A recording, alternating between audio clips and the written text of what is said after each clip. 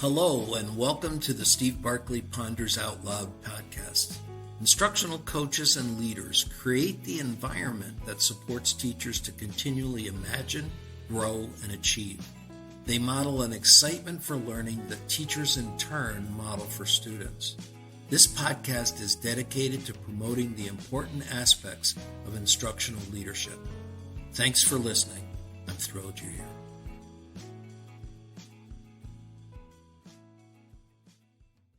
Focusing teaching and coaching on people, not averages.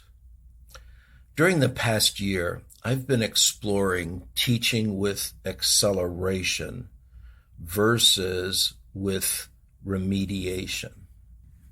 With remediation, the primary focus is on mastering concepts of the past, kind of things that should have been learned in previous grades or in other courses. Acceleration, on the other hand, is strategically preparing students to do the current level of work, to engage in challenging material.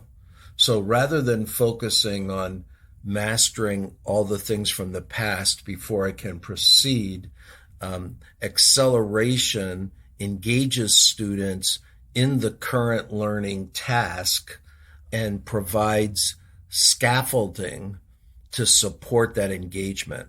It provides the necessary previous skills and or knowledge, but just those that are necessary to stay engaged in the current high-level learning activity. This focus on acceleration reminded me of earlier reading and studying I had done about the problem of working with averages. I had read Todd Rose's book, The End of Average, and watched some of his videos that illustrate that the concept of average almost never applies to the individual. Rose describes how the military discovered that a cockpit built for the average pilot wasn't right for anyone. There is no average pilot. They all have what was labeled by the military as a jagged size profile. That knowledge and understanding led to the adjustable cockpit. In another example, Rose illustrates studies that were done with brain scans of individuals recalling a vocabulary list that they had been taught. When the scans were combined to form an average brain scan for recall of vocabulary words, it was identified that none of the individual scans matched very closely to the average. Rose states, quote, "You cannot understand individuals while focusing on group averages," end quote. Listen in for a moment on his explanation of how that applies to education. In every field that studies individuals, we've found the same thing. There's no such thing as an average cell. There's no such thing as an average genome. There's no such thing as average cancer. And in what may be the single most important lesson for education, there's no such thing as an average student. Now, of course, if you accept this fact, and my guess is most of you do, then it's not hard to see what the problem is. Our educational system is built on the assumption that there is an average student. Think about it. Most textbooks are designed to be age appropriate, which sounds great, but it really just means that they're designed for the average student of that age. Most standardized assessments, like the SAT or IQ tests, are explicitly designed based on a comparison to a hypothetical average student. No kidding. Most of our curriculum materials prescribe not only a standardized sequence, but a standardized amount of time for learning. and we set those sequences, and we fix those times based on what we know about learning on average. And look, it's no accident how we got here. Our educational system was originally designed in the industrial age by people who were absolutely obsessed with averages, because averages seem to work so well in managing factories. And the truth is, their system more or less accomplished what it was originally designed to do: prepare generations of students for standardized jobs in an industrial economy. But the world's changed. Our demographics have changed. The skills that we need have changed. And our economy has changed. We know this. We also know that to meet the needs of society today, education must change. If our goal is to prepare students for a diverse and changing world, if our goal is to help each student become the very best that they can possibly be, then it's no longer good enough to think about students on average, and to teach students on average, and to rank students against an average. Instead, we absolutely must be able to understand and treat students as individuals. While students have always had a jagged math or reading profile, the pandemic and quarantining has highlighted that fact and maybe in some cases exaggerated the jaggedness.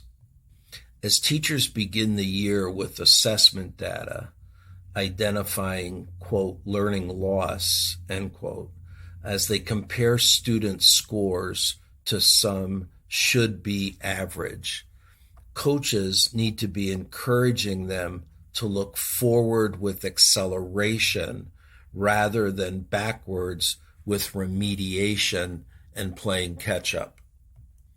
Students need to be engaged in exciting and challenging learning opportunities, and then they need to be provided just-in-time scaffolding that supports that engagement with needed knowledge or skill. I believe that there is an energy that teachers exhibit as they build and encourage students' engagement in challenging work. And I think that that excitement is missing when teachers are remediating. Certainly not consciously or purposefully. I'm afraid that during remediation, teachers can exhibit worry or even a sense of struggle that is read by students, creating a negative impact on that learning environment. When engaged in a struggle within acceleration, I think that there's a teacher energy, a teacher cheering a student on, a teacher exhibiting his or her belief that the learner will succeed, that encourages and builds student self-efficacy. It's important that in our coaching work with teachers, we need to have a similar focus on planning for teachers as people, not for some non-existing average teacher. This means knowing the people that we're coaching, knowing about their students, knowing about their goals and desires. It means coaches taking on in their acceleration of teacher growth that same kind of passion and excitement and belief in teachers, generating that same kind of energy that we're looking for teachers to generate as they accelerate their student learners. For certain, the challenging task for teachers to practice their growth and skill building are present in their classrooms. As coaches, we don't have to work to create those the way that teachers may sometimes have to work and design to create those learning struggles for students. I found a great quote in Current Psychology that I thought can fit here. Quote, "Coaching is a process in which people do not work on goals that should be attained, but work on goals that they really want to attain. As coaches, know your teachers. Work with them to identify their goals, identify the progress that will build their energy as they accelerate their learning with you. Keep the focus on people. Ban the average. Thanks for listening.